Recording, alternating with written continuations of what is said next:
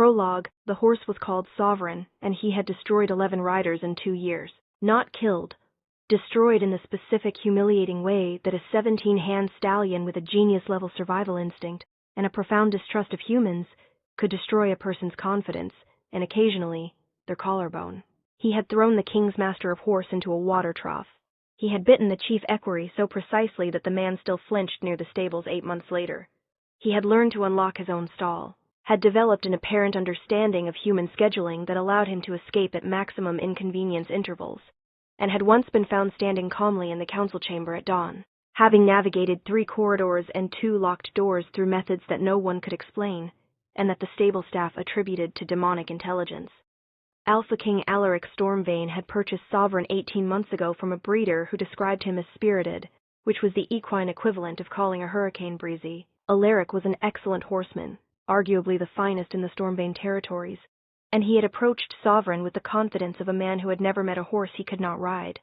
That confidence had lasted approximately 9 seconds, which was how long it took Sovereign to calculate the precise combination of movements required to deposit the Alpha King in the mud of the training yard, while 40 members of the court watched from the gallery. Alaric had attempted to ride Sovereign 14 more times. Sovereign had won 14 more times. The horse was undefeated. The king was developing a complex. The wall was the final insult. The great stone wall at the eastern edge of the palace grounds. 8 feet of granite that had been a jumping challenge for Stormvane riders for generations. Every king since Alaric's great-grandfather had cleared it as a rite of passage. Alaric had cleared it on 3 different horses. But clearing it on Sovereign, the horse that everyone said could jump it, whose bloodline was bred for exactly this kind of obstacle, whose raw physical ability exceeded any animal in the royal stables, had become an obsession. Not because the wall mattered, because Sovereign's refusal to cooperate represented the one thing Alaric could not command through authority: genuine partnership. He could order soldiers, he could direct policy, he could govern a territory through the force of his will, but he could not will a horse over a wall, and the limitation was eating him alive. I arrived at the Stormvane Palace on a Tuesday in October, leading a mare with a foaling complication that the local veterinarian could not resolve. My name is Isolde Brennan, and I was a horse breeder and trainer from the Brennan farm in the Callaway Valley. 33 years old, unmarried, unremarkable by any metric except one. I understood horses. Not in the mystical, horse whisperer way that storytellers romanticized. In the practical, physical, earned through 15 years of daily work way that came from growing up on a breeding farm, where horses were not pets or symbols, but partners in a shared enterprise of survival. I understood their language, their logic, the specific biomechanics of trust and fear that governed every interaction between a horse and a human. I had trained horses that other trainers had given up on, not through dominance, through communication, through the patient, repetitive, unglamorous process of showing an animal that the human in front of it was safe, consistent, and worth trusting. I was not at the palace for Sovereign. I was there for the mare. But the mare's stall was adjacent to Sovereign's, and when I walked past his door, the stallion did something that the stable staff said he had never done for any visitor. He came to the front of his stall, put his head over the door, and stood still. Not the tense, coiled stillness of a horse preparing to bite, the quiet, attentive stillness of an animal assessing something new, and deciding, provisionally, not to reject it. I stopped walking, looked at him. He looked at me. And in the way that sometimes happens between a person who speaks horse and a horse who has been waiting for someone to speak it, a connection formed. Not magic. Recognition. The mutual identification of 2 creatures who operated on similar frequencies. The king's worst horse and the farm girl from the valley. It was not love at first sight. It was language at first sight. And language between species that cannot speak is worth more than love. 11 riders destroyed. 15 failed attempts by a king. A stallion that unlocked his own stall and once invaded the council chamber. Then a horse trainer walked past his door and the worst horse in the kingdom did something he had never done. Stood still. Because some connections are not about dominance, they are about being understood. Chapter 1. I spent 3 days at the palace treating the mare, and in those 3 days I visited Sovereign's stall 11 times. Not to train him. I had not been asked, and I did not insert myself into situations without invitation. But the stall was beside the mare's, and each time I passed, Sovereign came to his door. By the 2nd day, he was allowing me to touch his muzzle. By the 3rd, he was leaning into my hand with the particular pressure that horses use to indicate comfort. A gentle, deliberate lean that says you may stay. The stable master, a weathered beta named Greer Callahan, who had managed the Stormvane horses for 28 years, watched these interactions with an expression that evolved from skepticism to fascination to something approaching reverence. He has never done that, Greer said on the third morning, watching Sovereign rest his chin on my shoulder while I scratched behind his ear. Not for the king, not for the master of horse, not for anyone. He bites anyone who enters the stall. He bit the farrier last month. 3 stitches. He is not aggressive, I said. He is defensive. There is a difference. Aggressive horses attack. Defensive horses react. Every behavior you have described, the throwing, the biting, the escaping, those are not dominance behaviors. Those are the responses of a horse that has been handled with force and has learned that humans are threats to be managed rather than partners to be trusted. What happened to him? I asked. Before the king purchased him? Greer was quiet. Then, the breeder trained through submission. Ropes, crops, isolation. Standard methods for high-spirited animals. Standard and wrong, I said. You do not train intelligence through punishment. You train it through respect. This horse is not spirited. He is brilliant. And brilliant animals who are treated with force become exactly what Sovereign is, strategically uncooperative. He has not been misbehaving. He has been surviving, and every rider who tried to dominate him confirmed his belief that humans are unsafe. Greer looked at Sovereign, who was resting peacefully against my shoulder. Can you ride him? He asked. I do not know yet, I said, but I can ask. The king found out about my visits on the third day. Not through official channels, through the palace gossip network, which was faster than any formal communication system and significantly more reliable. Alaric Stormbane appeared at the stables at 4 in the afternoon, still in his council attire, looking like a man who had left an important meeting to confirm a rumor he could not believe. He was tall, sharp-featured, with the particular bearing of a man who had been told he was exceptional since birth, and had mostly lived up to it. His eyes, gray, intense, accustomed to commanding, found me standing outside Sovereign's stall, brushing the stallion's neck, while Sovereign stood calmly, which was approximately as likely as finding a cat doing arithmetic. You are the horse trainer, he said.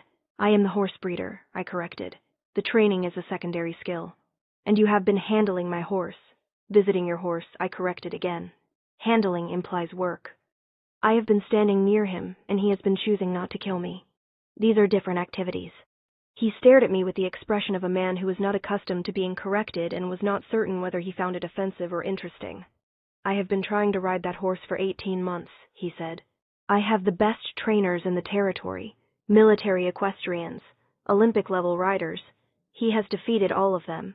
And you, a breeder from the valley, walk past his stall and he rests his head on your shoulder. How? I asked him nicely, I said.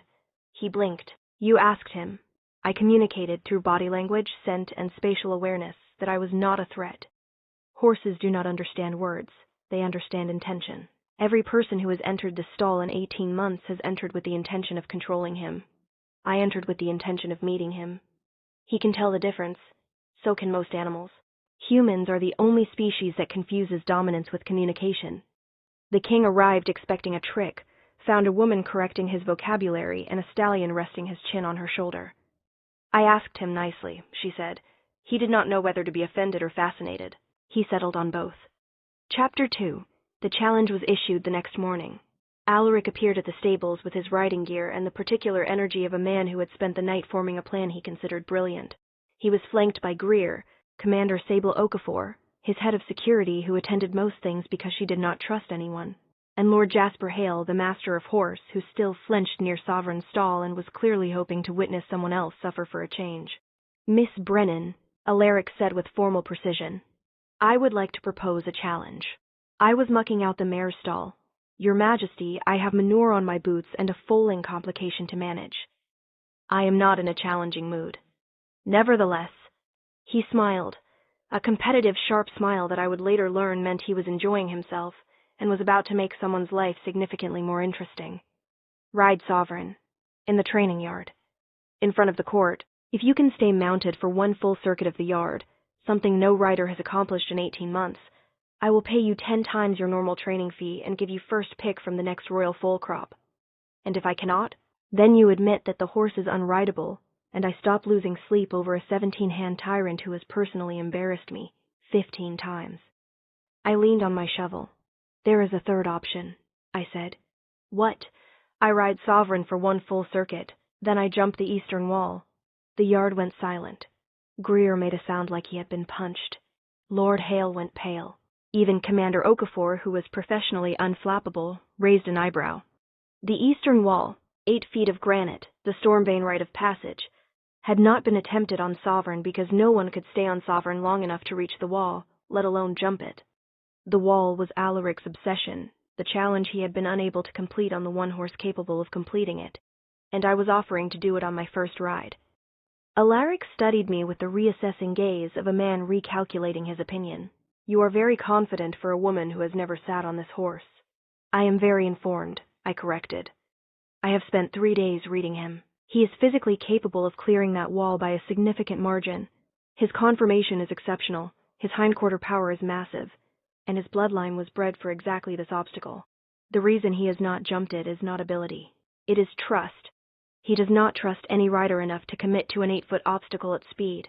If I can establish enough trust in one session to convince him I will not interfere with his jump, that I will give him his head and let his body do what it was built to do, he will clear it. Easily. If you are wrong, if I am wrong, I will land in the dirt the same way you did 15 times, and we will have that in common. He laughed, a real, surprised laugh that transformed his face from commanding to human. Deal, he said. Tomorrow morning? Full court audience. I hope your confidence is justified, Miss Brennan. My confidence is not the relevant variable, I said. His trust is, and trust is not about confidence, it is about consistency. I will spend tonight in the stable, not riding, talking, and tomorrow we will see whether he believes me. The king shook his head. You are going to spend the night talking to a horse. I am going to spend the night letting a horse decide whether I am worth listening to, I corrected. There is a difference. She raised the stakes herself, not just ride, but jump the wall he had never cleared. Then she told the king she would spend the night talking to the horse, not training. Talking. Because trust is not built through dominance. It is built through showing up and letting someone decide you are safe. Chapter 3. I spent the night in Sovereign's stall. Not dramatically. I brought a blanket, a flask of tea, and the book I was reading, and I sat in the corner while the stallion processed my presence. For the first hour, he stood at the opposite wall, watching me with the vigilant assessment of an animal deciding whether to trust. For the second hour, he moved to the center of the stall, still watching. By the third hour, he had lowered his head, the equine equivalent of dropping a guard, and was breathing the slow, deep rhythm of a horse who had decided the human in his space was not a threat. At midnight, he lay down. Horses only lie down in the presence of someone they trust profoundly, because lying down makes them vulnerable, and vulnerability, for a prey animal, is the ultimate act of faith. Sovereign lay in the straw 3 feet from me, and I set down my book and cried.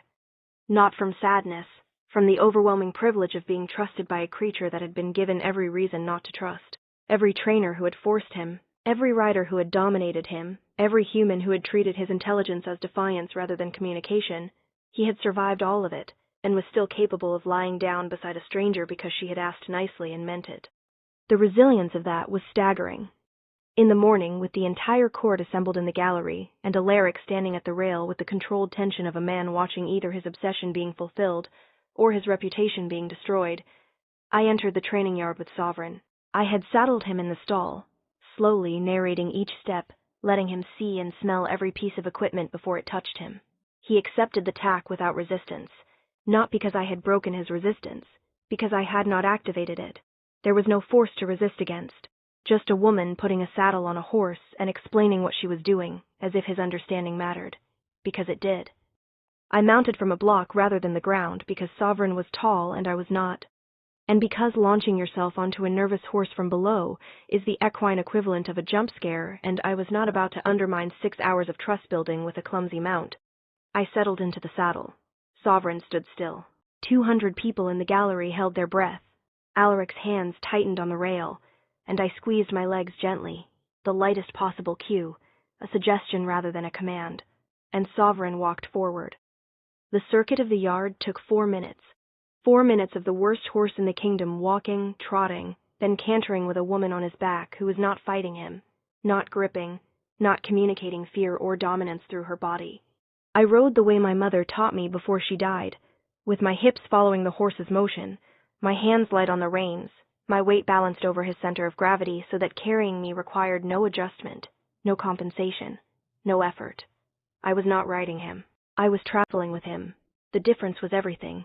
The gallery was silent, not the tense silence of anticipation, the hushed silence of people watching something they recognized as extraordinary without being able to articulate why. Because what was extraordinary was not the writing, it was the partnership.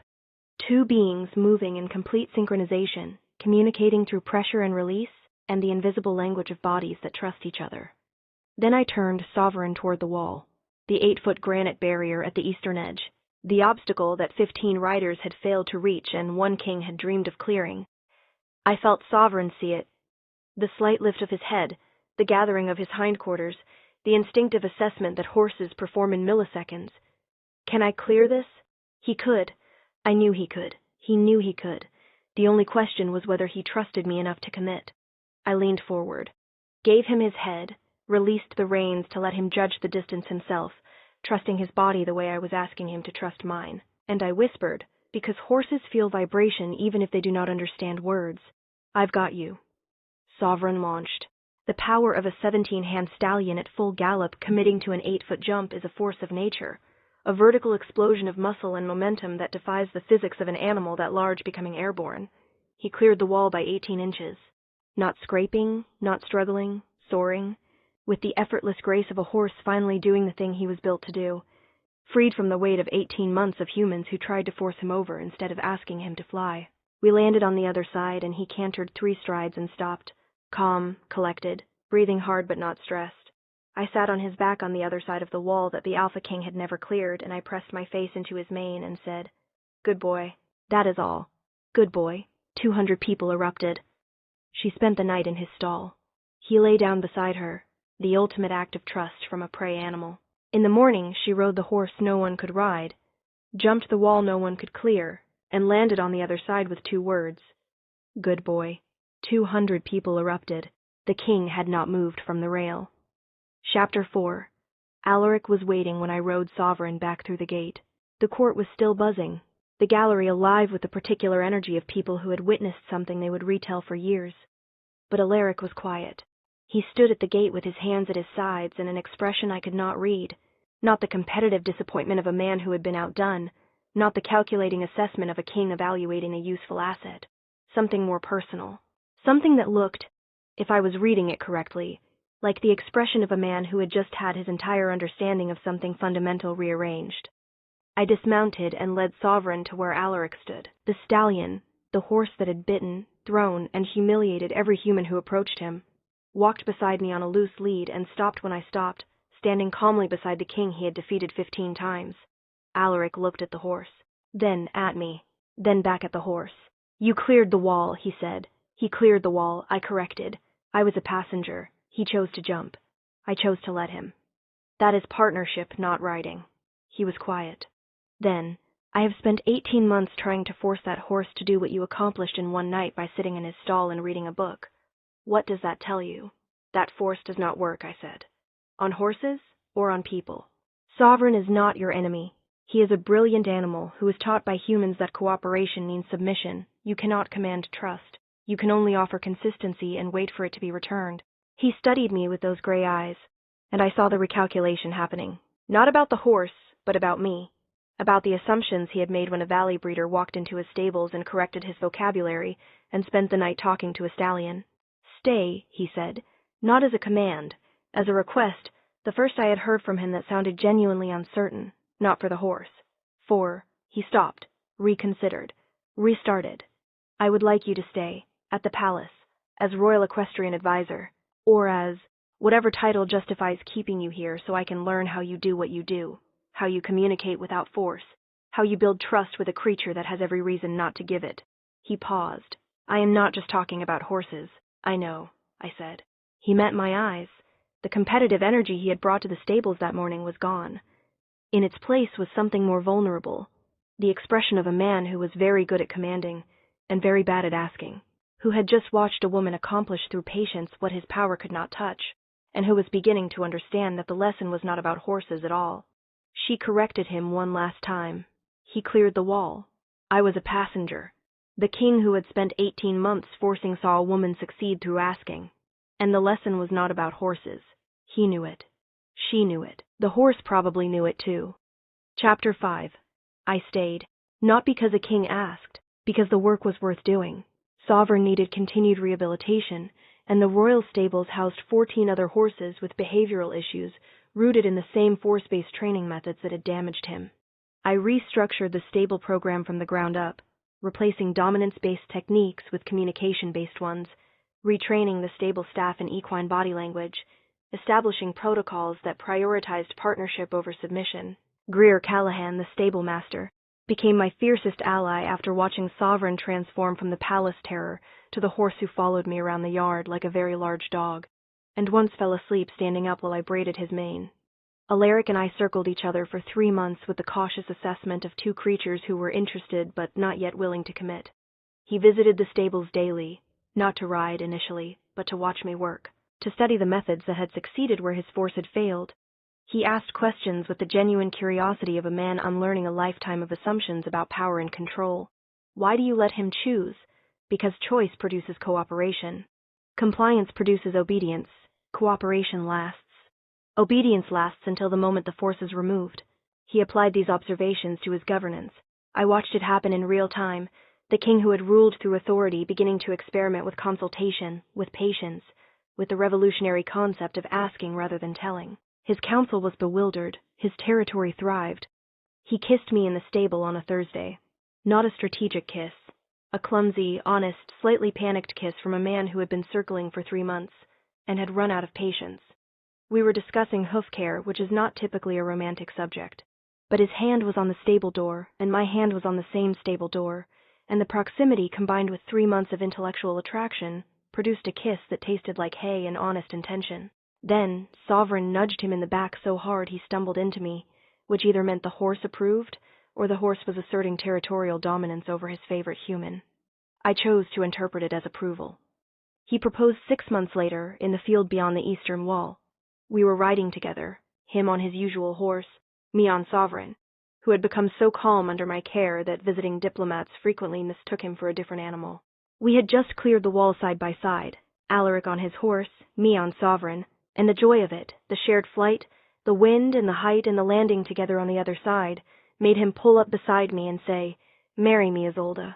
Not because you can ride my horse, because you can teach me to be better at everything I thought I already knew. Because you correct me without fearing me, and you sleep in stalls, and you made the worst horse in my kingdom trust again. And because watching you clear that wall was the moment I understood that the most powerful thing in the world is not authority. It is the willingness to ask nicely and mean it." I looked at him from Sovereign's back. The horse beneath me was breathing easily, relaxed, happy. A different creature from the defensive, strategic, dangerous animal the palace had known. Transformed not through force, but through the patient, daily, unglamorous work of showing up and being trustworthy. "Yes," I said, "but I have a condition." He smiled. "Of course you do. We keep the stables the way I have built them. No return to force-based methods. Partnership stays. For the horses and for us. Partnership stays," he agreed. "For everything." Epilogue. 3 years later, our daughter was born in the cottage I maintained, near the stables because I refused to give birth anywhere that did not smell like hay and horses.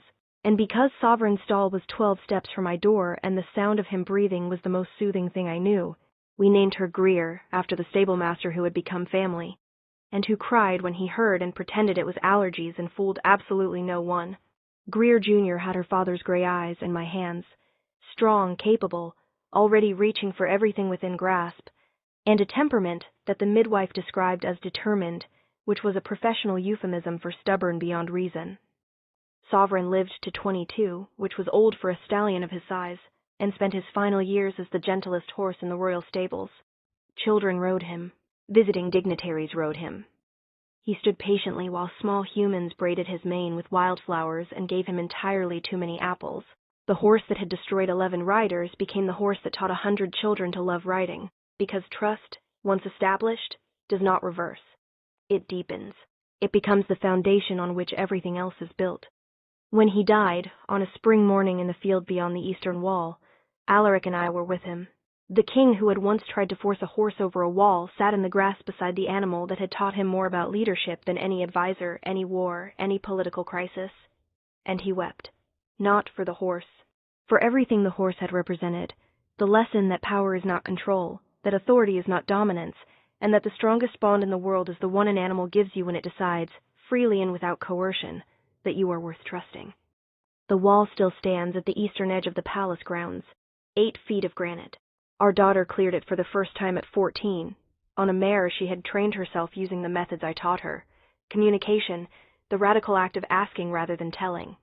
She cleared it by 2 feet, laughing, with the fearless joy of a girl who had grown up in stables and knew that the secret to jumping impossible walls was not courage or strength or royal blood. It was partnership.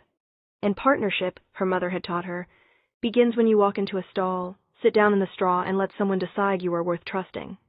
The Alpha King challenged her to ride his worst horse. She jumped the wall he had never once cleared, not through force, through trust. She taught a horse to fly and a king to ask. Their daughter cleared the wall at 14, laughing. On a horse she trained herself, because the secret was never courage, it was partnership. And partnership begins when you sit in the straw and let someone decide you are safe.